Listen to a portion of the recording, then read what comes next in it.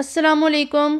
آج میں امام مہدی کے بارے میں اہل سنت کی کتب و حدیث کی روشنی میں حضرت مہدی سے متعلق جو روایات ہیں ان کی بنیاد پر اہل سنت کا موقف ہے کہ قیامت کے قریب ایک وقت آئے گا جب دنیا ظلم و ناانصافی سے بھر جائے گی۔ کفریہ اور شیطانی طاقتیں ایسا غلبہ پالیں گی کہ اہل ایمان پر اللہ کی زمین تنگ کر دی جائے گی۔ ایسے وقت میں اللہ تعالیٰ امت مسلمہ میں ایک مرد حق کو کھڑا کریں گے جو اہل حق کی قیادت کرے گا۔ اہل سنت کا موقف ذہن نشین کرنے کے بعد اب ہم حضرت امام مہدی کے بارے میں جو احادیث شریف ہیں ان کے بارے میں پڑھتے ہیں۔ حضرت ام سلمہ رضی اللہ تعالی عنہا سے روایت ہے کہ میں نے رسول اکرم صلی اللہ علیہ وآلہ وسلم کو فرماتے سنا کہ مہدی میری نسل سے فاطمہ کی اولاد میں سے ہوگا۔ دوسری روایت حضرت ابو سعید خدری رضی اللہ تعالیٰ عنہ سے ہے کہ فرماتے ہیں رسول اکرم صلی اللہ علیہ وآلہ وسلم کو میں نے فرماتے سنا کہ مہدی میری اولاد میں سے ہوگا، اس کی پیشانی کشادہ اور ناک بلندی مائل ہوگی۔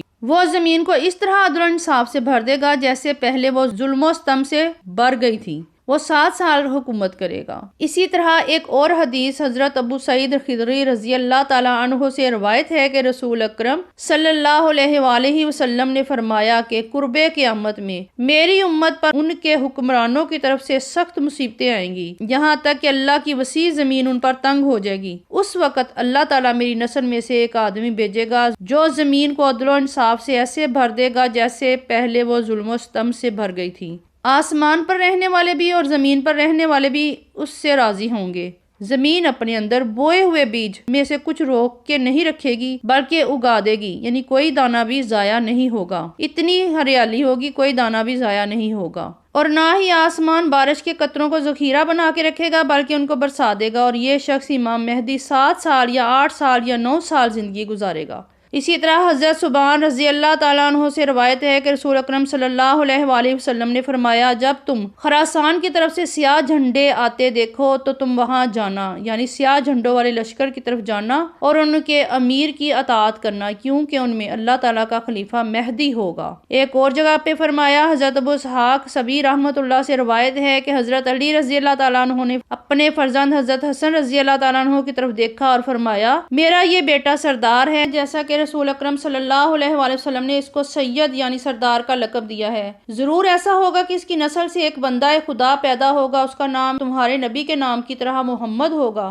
وہ سیرت و اخلاق میں حضرت محمد صلی اللہ علیہ وآلہ وسلم کے مشابہ ہوگا اور جسمانی بناوٹ میں حضور صلی اللہ علیہ وآلہ وسلم سے زیادہ مشابہت نہیں رکھتا ہوگا۔ پھر حضرت علی نے وہ قصہ ذکر کیا، وہ روئے زمین کو عدل و انصاف سے بھر دے گا۔ حضرت جابر رضی اللہ تعالیٰ عنہ سے روایت ہے کہ رسول اکرم صلی اللہ علیہ وآلہ وسلم نے فرمایا کہ آخری زمانہ میں میری امت کے اندر ایک ایسا منصف و عادل حاکم ہوگا جس کے اندر خوب سخاوت ہوگی۔ اس کے دور حکومت میں اللہ تعالیٰ کی طرف سے خوب خیریں اور برکتیں نازل ہوں گی، مال و دولت کی بہتات ہوگی اور لوگوں کو کسی قسم کی کوئی تنگی اور پریشانی پیش نہیں آئے گی۔ امام مہدی سے متعلق جو خصوصیات و صفات حدیث میں مذکور ہیں ان کا خلاصہ میں بیان کر رہی ہوں۔ ان کا نام محمد اور والد کا نام عبداللہ ہوگا، لقب مہدی ہوگا۔ امام مہدی کا زمانہ جو ہے 7، 8 یا 9 سال تک کا ہوگا۔ ان کی پیشانی کشادہ اور ناک بلندی مائل ہوگی۔ وہ باپ کی طرف سے حضرت حسن رضی اللہ تعالیٰ عنہ کی اولاد میں سے اور والدہ کی طرف سے حضرت حسین رضی اللہ تعالیٰ عنہ کی اولاد میں سے ہوں گے۔ انہی کے زمانے میں خروج دجال ہوگا جو اس دنیا کا سب سے بڑا اور سخت ترین فتنہ ہوگا۔